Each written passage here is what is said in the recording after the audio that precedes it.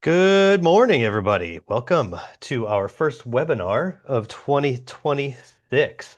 We are very excited to recap all of the tremendous efforts that we put into 2025, as well as looking forward into the future and what you might have in store from us for the next year. We definitely had a lot of ups and downs, a bit of a roller coaster year last year. Um, but we are very proud of our accomplishments. We have Jake here to show off a bunch of the highlights of all of the cool things that we've got in store for you, as well as, like I said, what's coming for the next year. Um, Next year is definitely going to be a roller coaster as well. All signs are pointing to that, but we have a really good handle on the direction of our company and how we're going to make your lives better. So, a couple of quick housekeeping things. We like to use the Q&A section for questions and answers as opposed to the chat. It keeps us more organized for us. So if you have any questions, use the little Q&A box, put those things in there, and we will watch that intently. This will be recorded and we will post it this afternoon on our website. So, Jake, without further ado, I'd like to pass the mic to Mr. Jake Lott. Awesome. Thank you so much, Forrest. So, just like Forrest said, this is jam-packed with stuff. We, as I was putting this together, went over quite a few different things. So, um, you all may or may not know me. This is me. Um, have a lot to do with the content side of things and the development side with our development team, and so it's been fun to be able to string some of these features for you guys and show off some stuff. Um, the outline, I was recalling one of my favorite movies, Spider-Man. Uncle Ben, I think, said it best. With lots of work comes great features, I think is what he said. So I didn't even want to try to list what this outline was. I want it to kind of be organic, show off a lot of different things. My hope is that as we go through um, some of these topics and features and stuff like that, that you guys kind of chime in with either things that you guys have noticed that we've done, and we kind of play it by ear on some of the features. I'll show off some, obviously, but this is kind of up to you guys as well. So, wanted to start off with introducing some of the newest people on the team.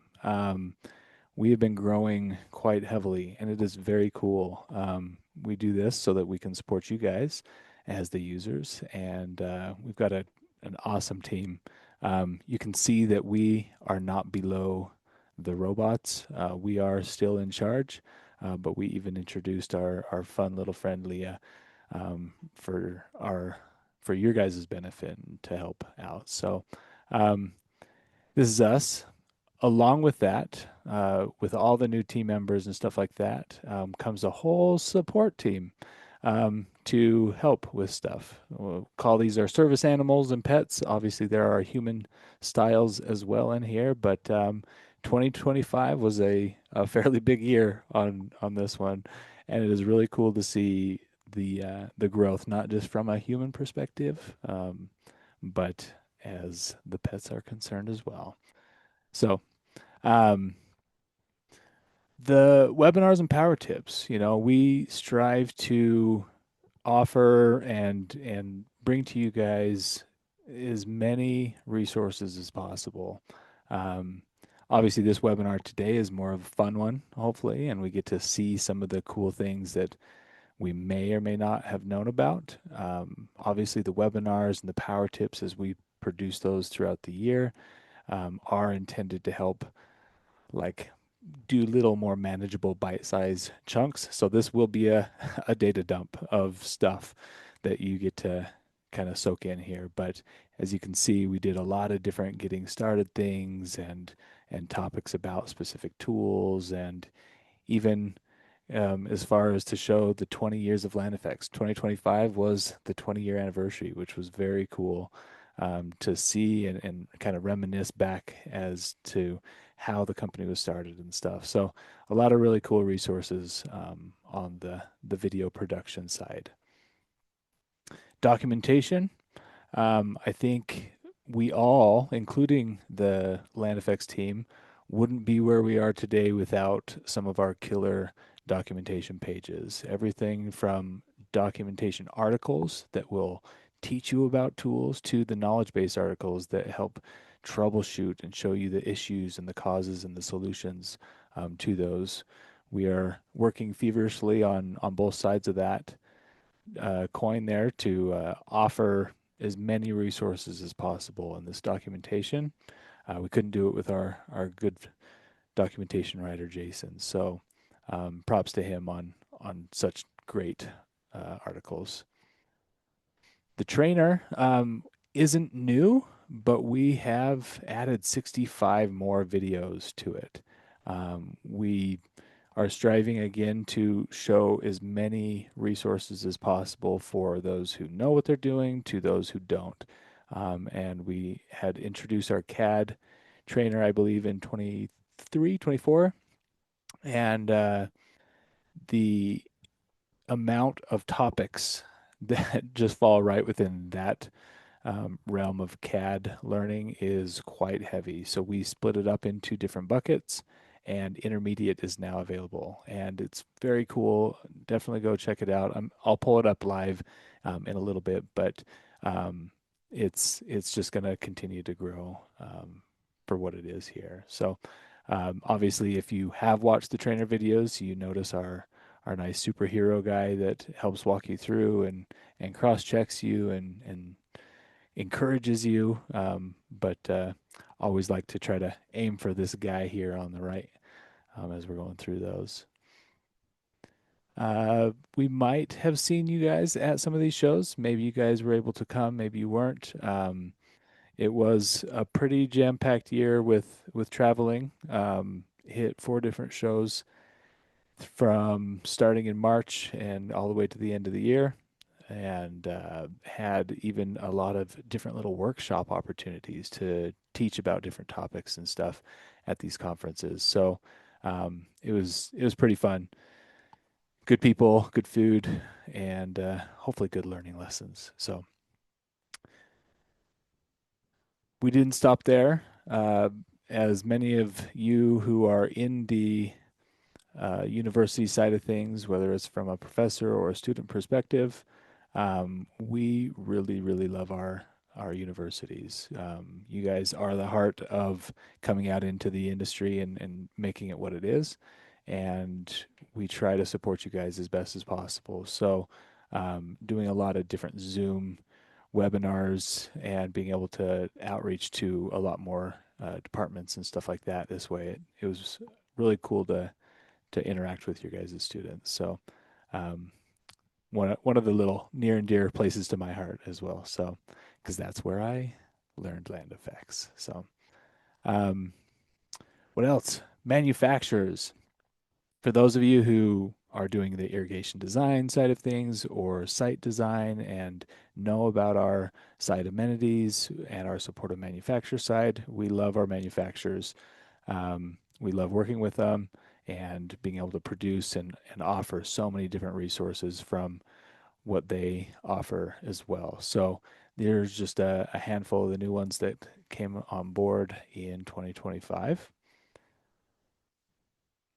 And the CAD stuff, it was just a wall of text. So I tried to put a little few key pieces in here.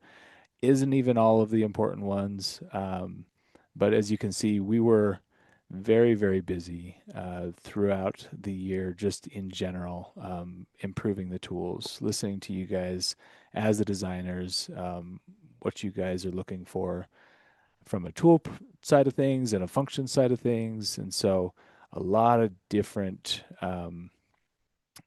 buckets were tackled. A lot of things might not look super shiny and fancy, but under the hood, they were kind of important things to work on so that we had a better foundation to even improve them further down the line. So, um, really kind of just all across the board there. Again, this doesn't even include any hot fixes and subtle things that are changing kind of behind the scenes on stuff. So, uh, our developer Jeremiah, CEO of Jeremiah, did a fantastic job on uh, on all of the efforts through the CAD side of things. Rhino, if anybody's using Rhino, it's been picking up quite a bit lately, and it's really cool to see. So we before even that little indication, we said, you know what, we really need to get these platforms kind of up to the same level as our CAD ones. So did a really big push and made some really good progress on Rhino and the plugin there. So it now includes it's for Rhino 8. It functions with the planting manager and the site manager, um, the importing of the layers, and all of the import functions are drastically updated from the Rhino 7 version. So we'll show off that a teeny bit if we've got some time. SketchUp got quite an overhaul. I know we did a webinar at the end of 24 to show off some of the things that we were planning on doing in 25, and I am very proud to announce that we hit those goals and went even further with some of the features that we did and were able to produce. Um, this is essentially that overall list, trying to in a couple screenshots here show the amount of effort and the difference that we do have in there. But we will go um, kind of live in there and play with maybe a couple of them to see. Again, along the way here, if you guys are seeing some of this stuff and go, you know what, I really want to see that. Um, let us know in the Q&A so that we kind of have those queued up ready to make sure we focus on too. So um, SketchUp was a big year.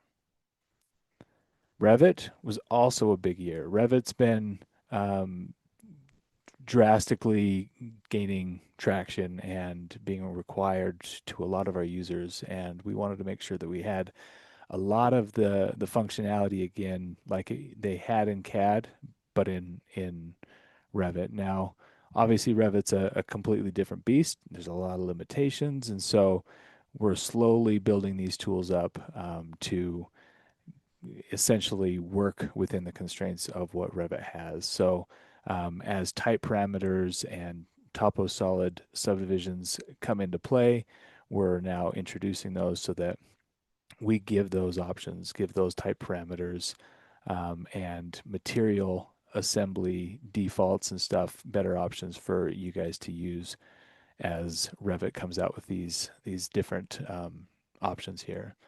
The root ball visibility tools and or the options of root ball visibility and stuff were kind of nested before, so we've integrated a tool in the ribbon itself so that it's a lot easier to access those types of bits of information from your plant, and the update customization on that side of things, being able to control that a little bit better is now a thing. Not only that, but when importing stuff, it gives you better triggers and recognition for whether it's using the project base or survey points, and kind of prompts you a little bit better on that side of things.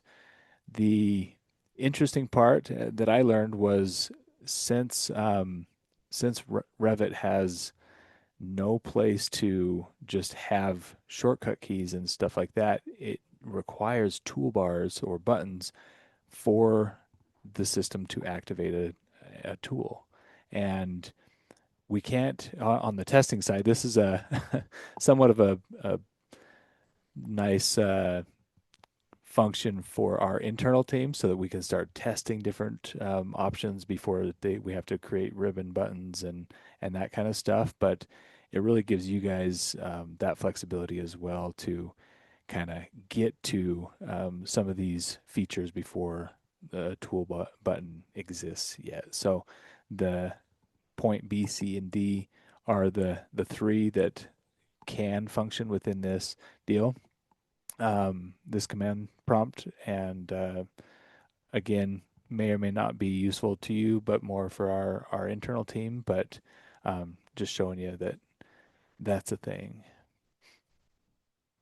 And then just quality of life tweaks. The function from a mimic perspective now actually works on non-land effects families from a planting perspective. So now you can turn a Revit plan with the plants that are in there that were not placed with land effects and mimic those to some that are now recognized as land effects designated plants. Being able to work back and forth, whether you select an item first and then run the tool on it, is now there.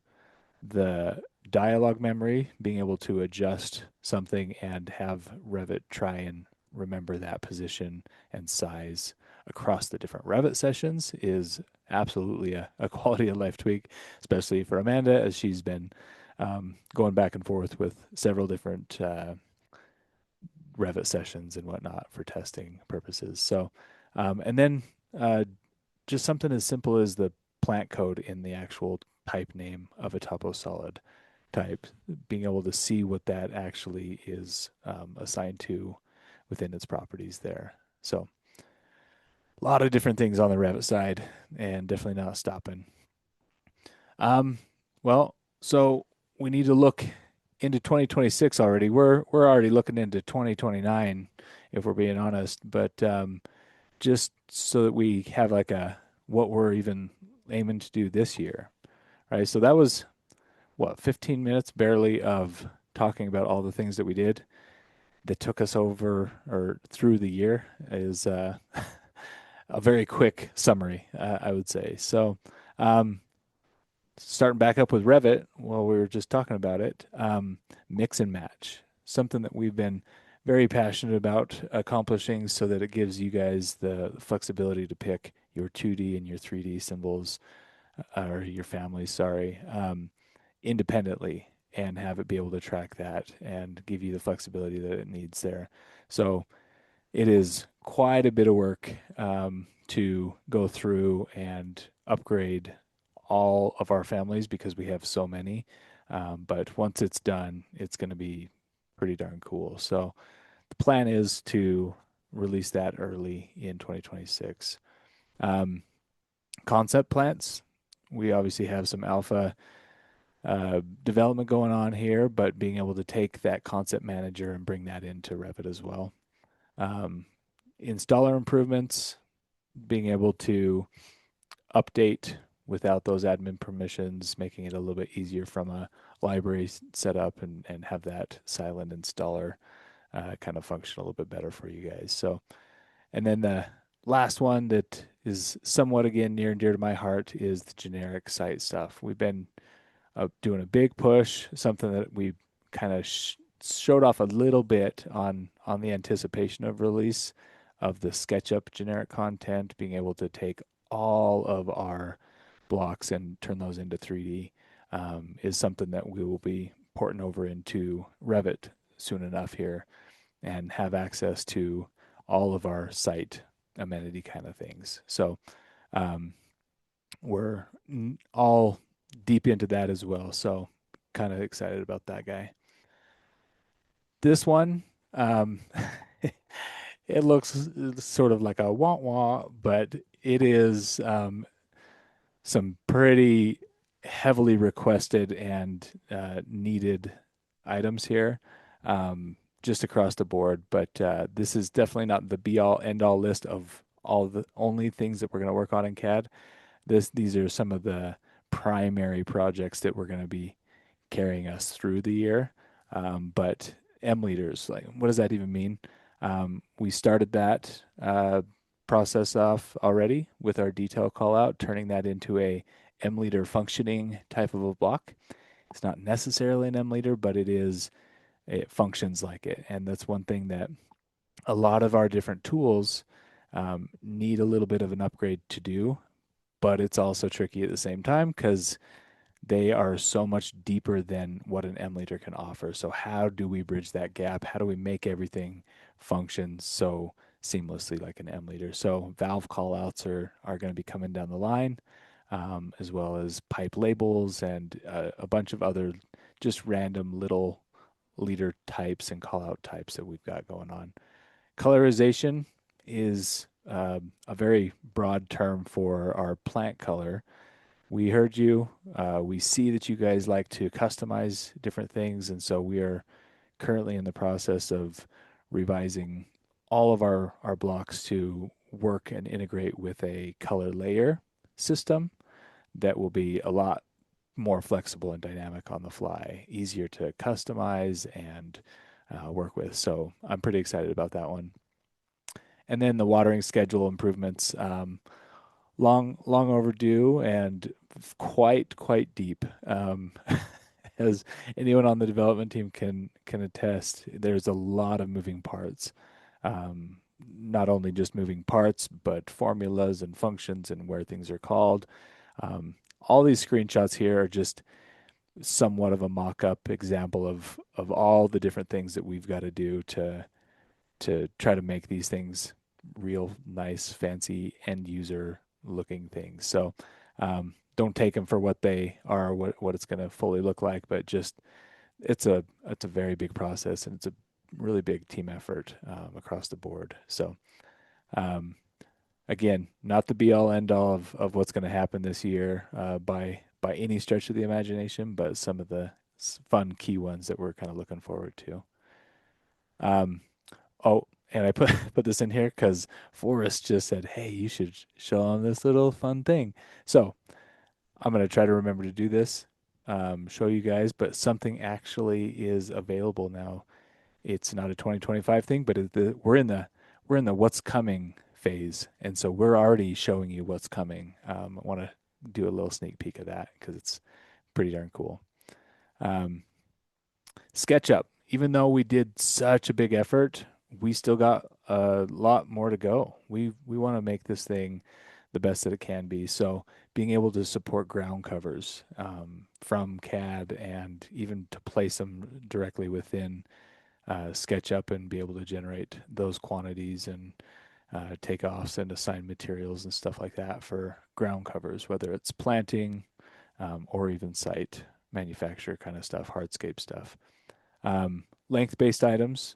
I'm going to show off kind of a fun little improvement that we did on the SketchUp side of things from a draping perspective, and this is really queuing us up for offering length-based manufacturers or generic types of stuff where we're graphically showing those as lines. How do we convert those over into SketchUp? Is going to be pretty cool. More placement tools. We have one in there that's kind of fun. Well, we have a few placement tools, our copy along tools, but and align to face and just more, quality of life drafting tools there for us. And then just really trying to get more support for our lighting tools and the preferences and those default standards that you might have natively within SketchUp and a better, easier way to navigate and set those up. And again, not the be all end all, but a lot of cool manufacturers that we've been talking with and hoping to get on board here shortly based off of user requests. If there's not a manufacturer on this list that you see, doesn't mean we're not talking to them, but we would love to hear from you. Anything that would make your guys' life more easy to be able to spec their stuff and put it right into your projects would be awesome. So, gonna put that little call out to you guys as the designers and say, hey, um, tell us who you're using. Who would you like to see in the list that we don't already have? And we will make an effort to get them in there. Okay, last but not least, um, last year was kind of crazy, but this year is going to be slightly crazier. So as we go through our fun little events and trade show section here, you know, take note of where they're at, the dates that they are. We'd love to see you guys come and support us at these, and if we can teach a few workshops and teach a few people along the way, that'd be great. We start off here very soon, going over to New Jersey for an ASLA show there. We're gonna head over to a Labash function in Ohio. Then a week later, we're going to go up to Michigan for a NCLC. Um, some of these shows are newer for us, so we're pretty excited about it. We're going to head back down over to Texas. So March is a fairly busy month for us. So if you guys are in any of those areas, come on over. We're going to hit up ASIC and be able to do some workshops there as well. And we'll go back over to the East Coast for another ASLA Circ over in Raleigh, and then back over to the West Coast um, to LA for our national ASLA conference, and we're going to end the year over in Vegas. So we have a lot of stuff going on, and uh, pretty excited about it. Pretty stressed about it. Go, Jake, yeah, go for it. are you going to be at all of these shows? I I'm going to be to quite a few of them. I think I will actually be um will be over in New Jersey. I'll be in New Jersey. I'll be at NCLC. I'll be at Circ. I will be at ASIC. I'll be to all of them except for Labash and Fort Worth. Yeah, that's a lot. And you'll be joining quite a few of those At as well. I three of hear. them, I think. There Yes. you go. So it'll be fun. It'll be really cool. So um, if if you all are thinking, you know, I'm going to go to every one of them, maybe don't because you're going to have to listen to me over and over and over. So we'll see. But no, we're excited about it. All right, cool. Wow, that was a lot of me talking. Should we keep talking on stuff? We're going to pause here. Do we have any questions as of yet to where we focus? Um, let's see here. Oh, no, just some people that are stoked on the webinar. Okay, yay. Should we Je start that thing? Jeffrey will be in New Jersey, Jeffrey Nice. Tandle. Jeffrey, well, definitely come to our booth and stuff so that we can say hi finally. Yeah. You're supporting us at every one of these things, so we can't wait to see you in real life. All right, well then let's just get going. So I'm gonna bounce around a little bit. Again, if there is something that you guys would love to see, then type it in, shout it out, whatever. I'm gonna just type land effects into the command line. That's how we access our trainer. Obviously, there's a couple other toolbars that can access that as well. But um, as we start to develop more, one thing I didn't even say is we are developing a whole site trainer set of videos as well. So, really going into the other buckets of the program and being able to showcase off all of those tools as well. So, that is coming down the line as well. But um, as we introduce those, they will fall just right into here. This used to just be the CAD basics, but now you can see that there is multiple levels at which we go. So you can see this is, how to select something and how the command line works and, how to draw a polyline and a line.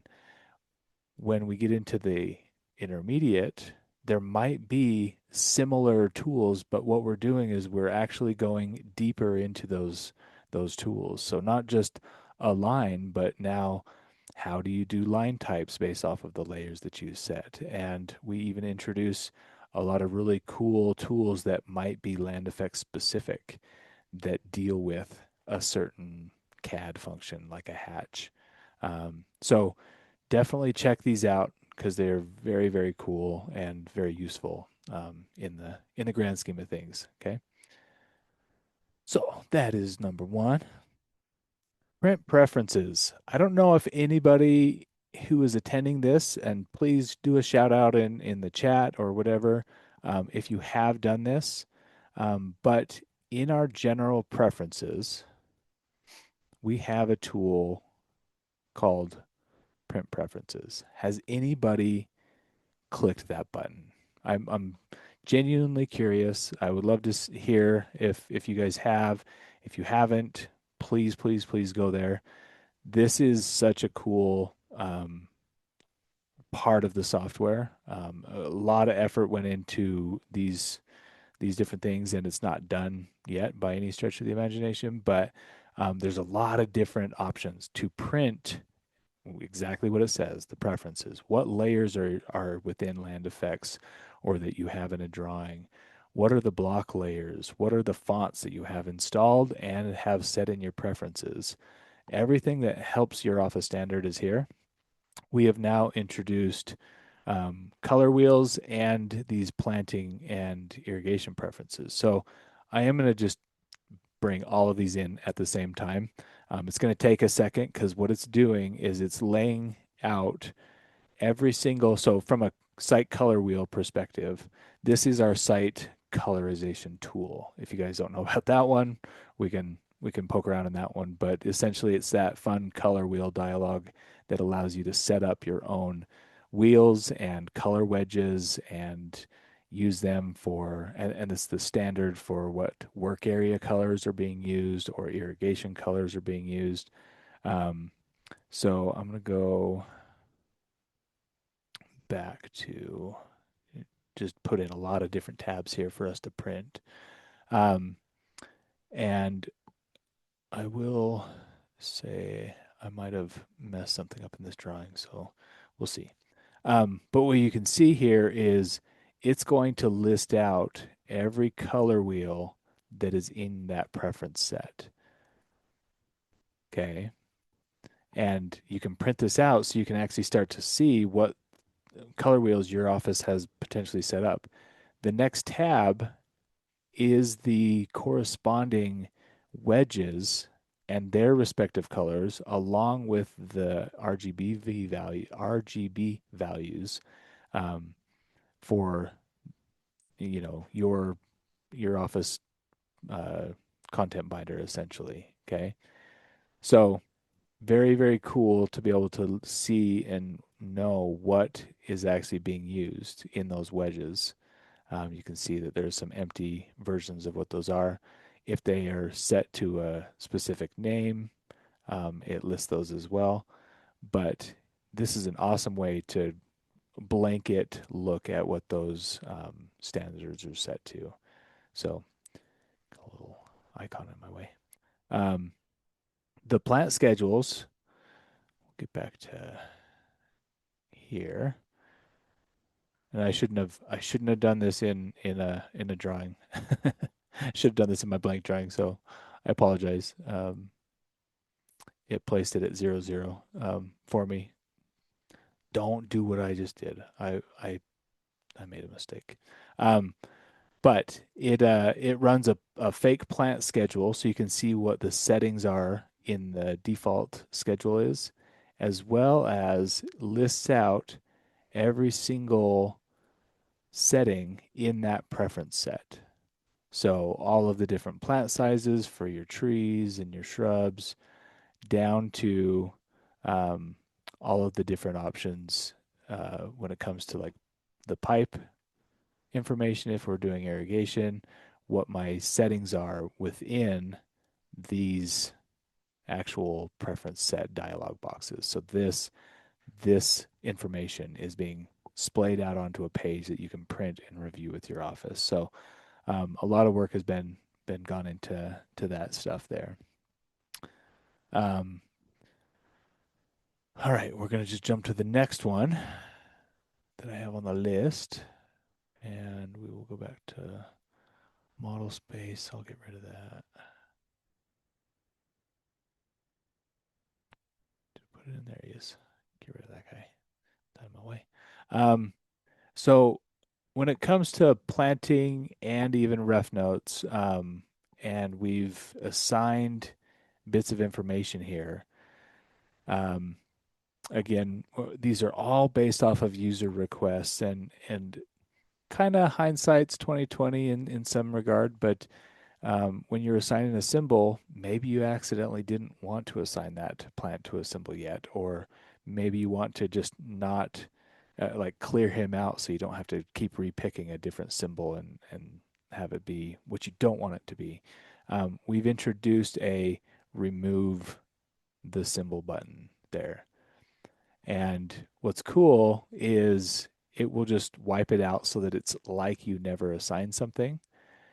But if you go ahead and try to do that on something that was actually placed, it's not going to let you. So we're still trying to moderate that a bit and make it a safe tool so that it's still usable but not ruining your drawings and stuff like that. So somewhat of a peace of mind that you can easily clear things out, specifically from a color perspective. Obviously, if there's no color assigned, then it won't color itself in the plan. It'll just leave it 2D. So there were times where, oh man, I wish I could just not do that. So that's a thing. Um, the same token goes on the ref note side. So more of an amenity perspective. Maybe I have an item that is actually the generic one. That one will go. Like a photo that I want to remove from it. Okay. We've introduced that little guy there for that purpose. All right. Something that threw a few people for a loop was the plot scale changes that we did. When we're setting the plot scale, we all know that we need to set that up. We felt it most appropriate to make it uh, more user focused as far as making the change that needs to happen. So, right off the bat, it's telling me that, hey, something is not right in this plot scale. If I say yes to this, obviously I would because I want to see more information about that. This is where our documentation pages come into play. Um, but I'm just going to say no. This flag here is essentially what I click to see what's set up wrong. Okay. Decimal unitless isn't a proper working scale or working unit. So it's either decimal feet or architectural inches. Um, Even if I did decimal inches, this is still going to flag it and it's going to show me where it thinks it is wrong. Okay. Now it is flagging it as decimal and it's taking it under the assumption that I want it to be inches. So you can see that it moves around appropriately until I actually change it to something that it is appropriate for. Once it does that, then I have my scale list. So instead of it always being set to one or have you pick a field and then enter a value that might have been a typo or something like that, we've just gone ahead and just set the scale list for you. So you just pick your scale, you say okay, and you move on with your day. So that logic itself um, is drastically improved. Where that comes into play, especially when we have something that's already done and we want to change the plot scale to something else.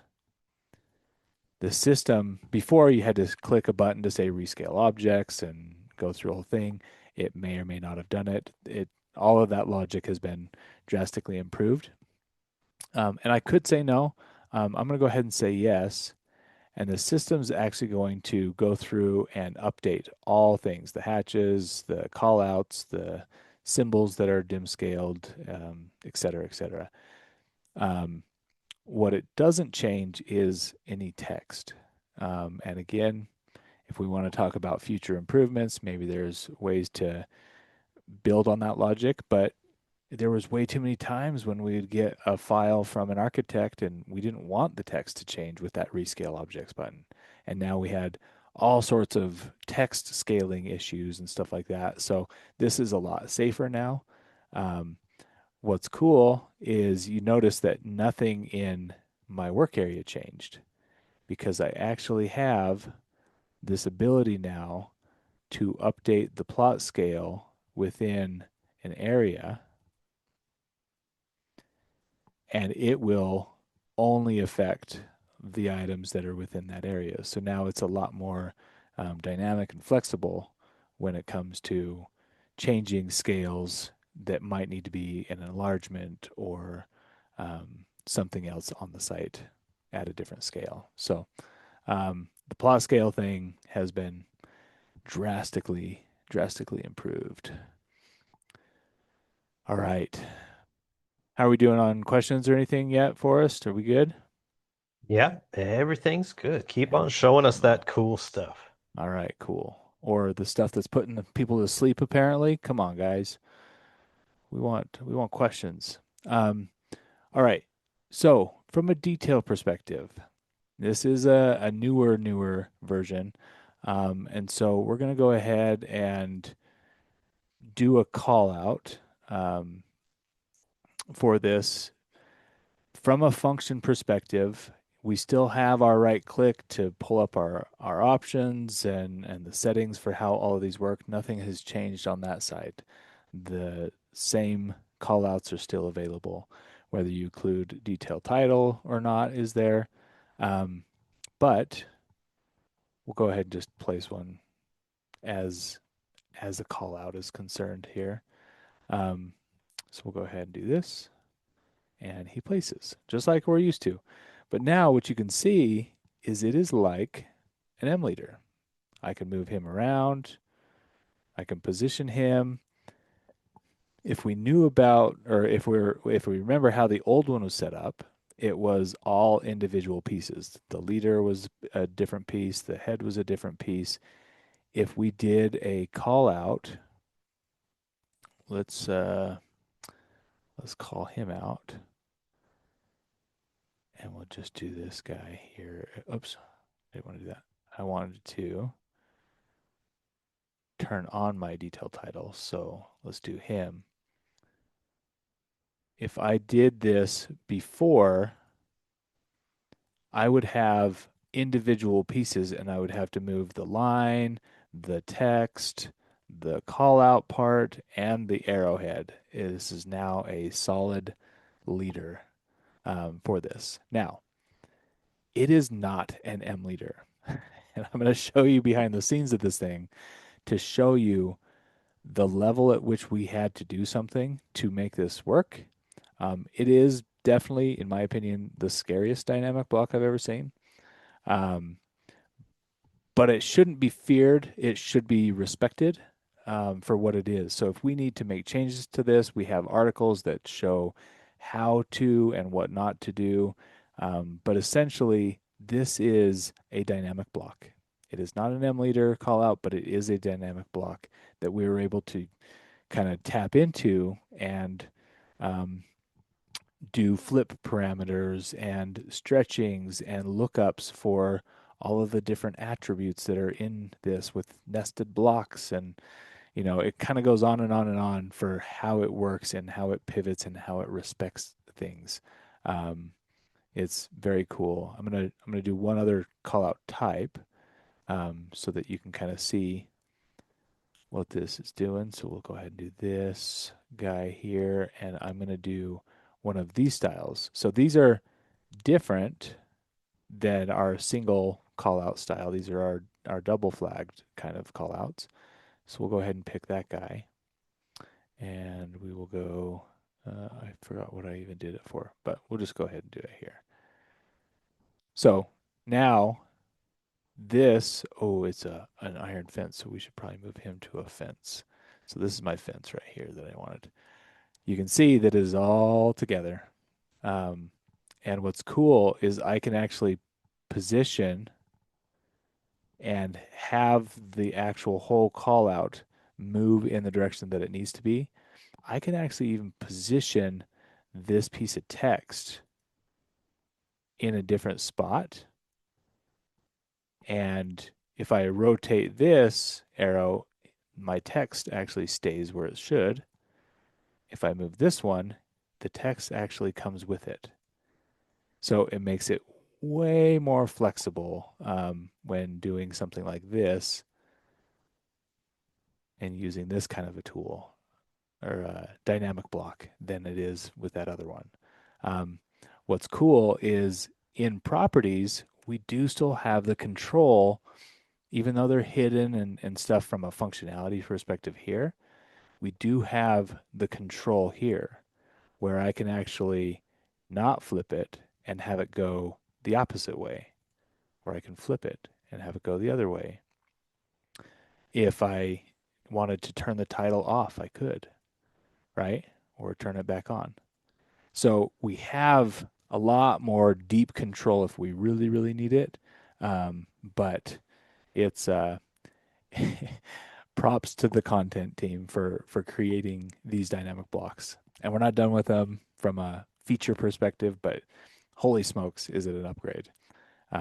So, anyways, that's the detail call up. We could go on and on about how complex those ones are, but we're gonna move on. Um, under our under the M leader bucket, our spot elevation tools are now M leader kind of compliant, I guess you would say. So if we had our spot elevation here, what used to happen is that little cross at the arrowhead there would always just be an individual block. You can see that it rotates with our block here. So if I place him right here, watch carefully because he's going to reset himself. As soon as I click, it repositions it where it should.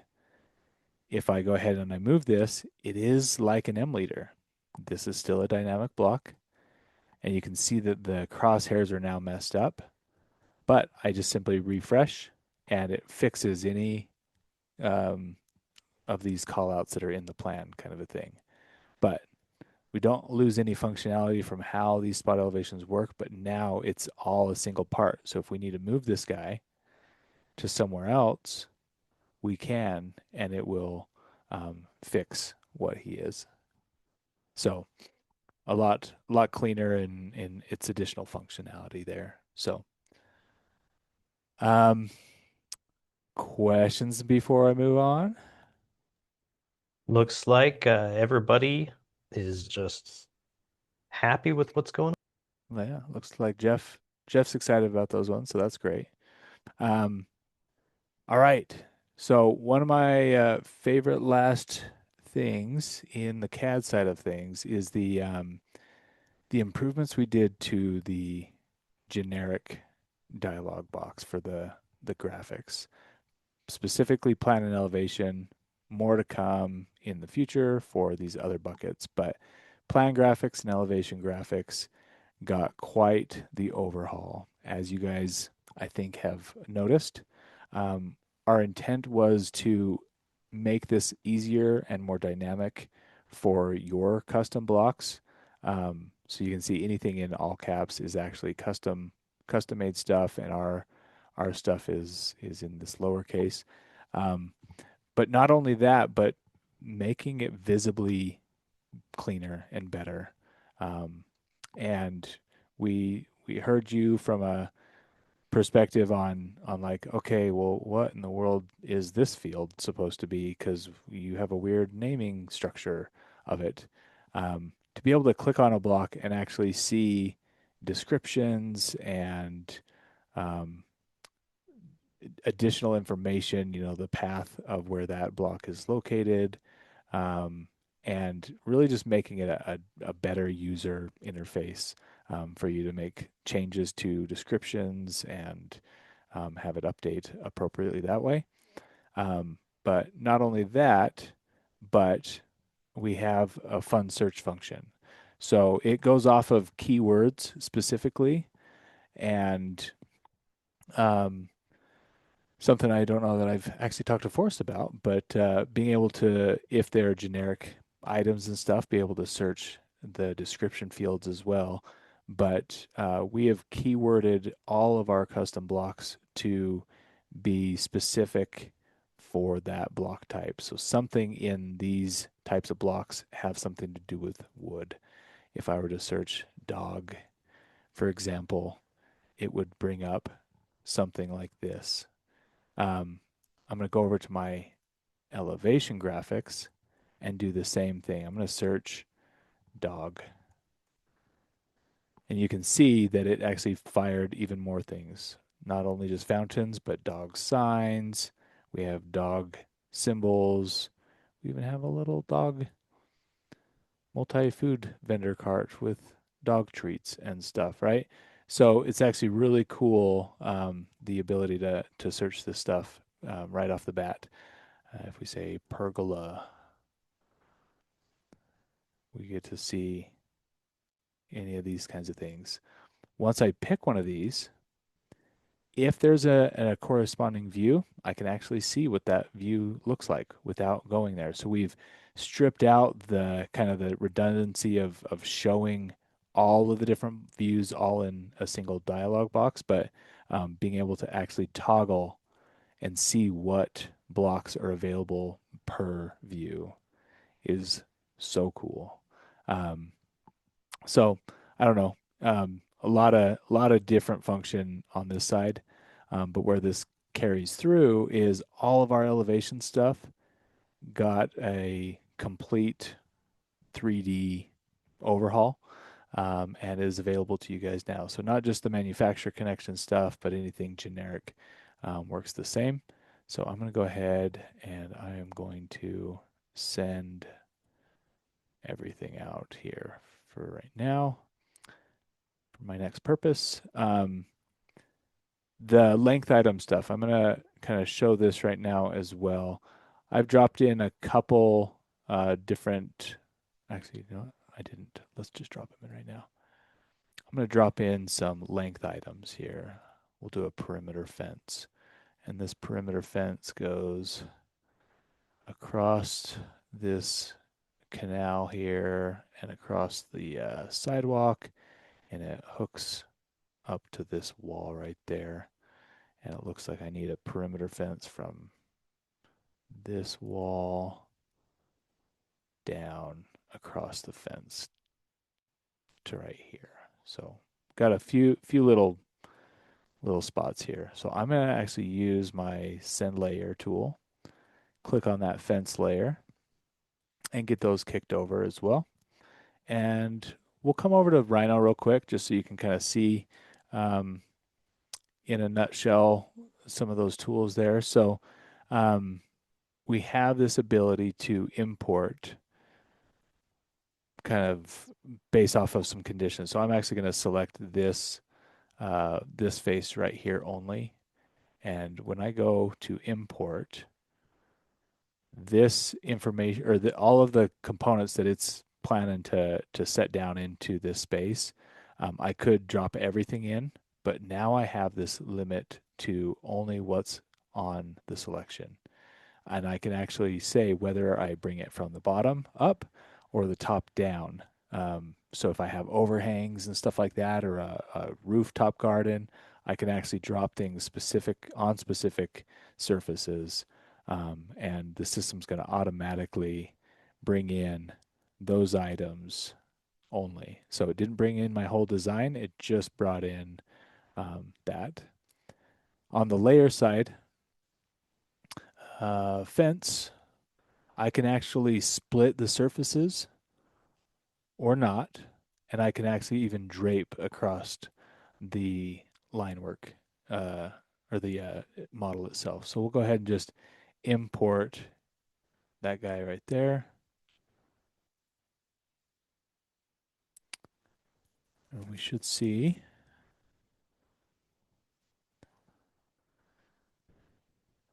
other cross checks. This is the same with SketchUp as well. If it finds those layers, it actually gives you the ability to keep what's there and make a copy of it so you can use them independently or override what's already there, which is really cool. But as it's going through and it's cutting through and draping onto the surface here, obviously I did way too many deals, but you can actually see the fence line as it drew it and it draped it across, it actually cut, um, obviously where the surfaces were able to be cut, it actually will cut those surfaces um, in half and separate them out. So a lot of really cool functionality there, as well as the ability to just simply place. Um, see if I actually have. Oh, let's do this. There, and let's pick that guy and place him in. So a lot of tools on the fly that didn't exist before. It was only an import function, so pretty neat. All right, we got 5 minutes. 5 minutes to wrap this up. Any last questions or requests? No, looks like everybody's happy. You better get Okay, going. You only have I five know. minutes. Better hurry. Okay. One of my, I think one I missed showing in the last webinar is like a sneak peek.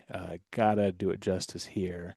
Um, so we're gonna come in to an area and highlight this. So from a tool perspective, the tools that we offer, we're gonna, like I said, we're gonna be expanding on those to give you additional tool sets to click independently.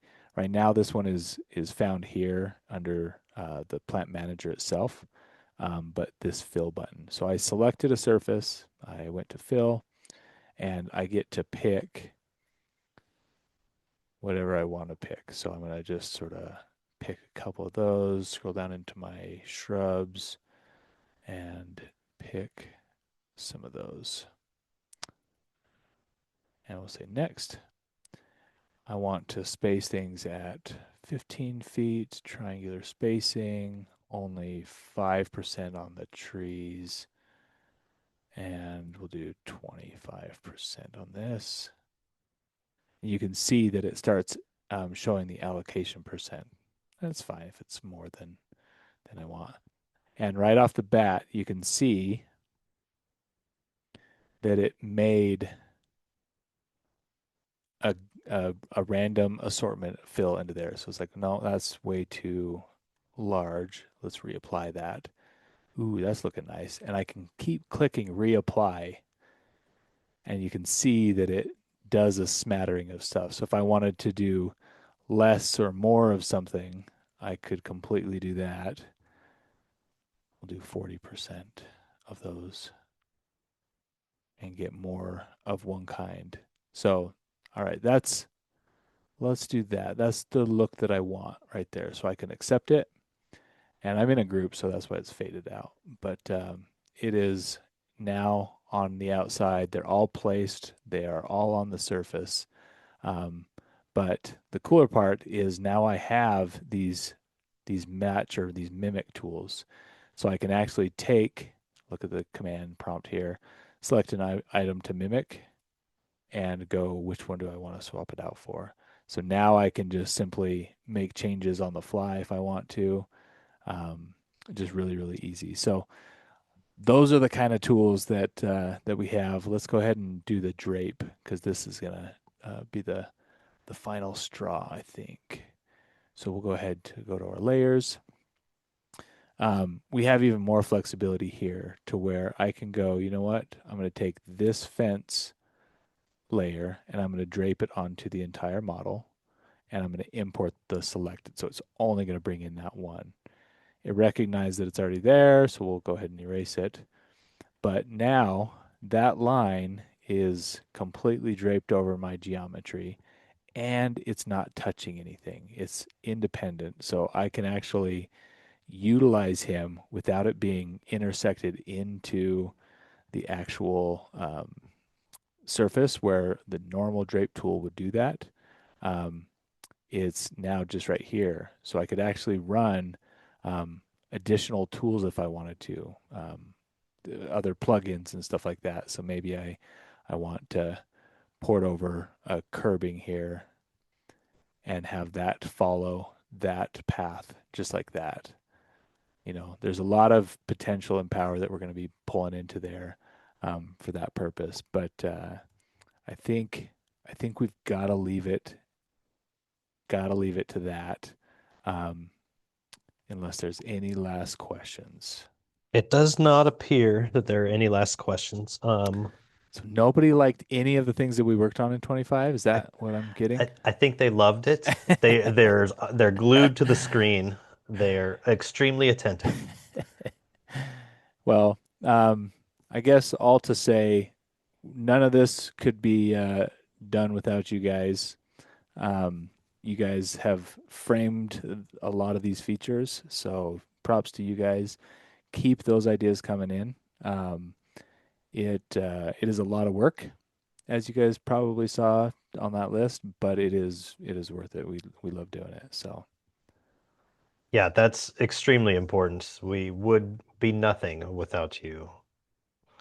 So clients are important, your feedback is important, and it just can't be understated. okay, well, I will see everybody at one of those trade shows throughout this year. Have a good 2026.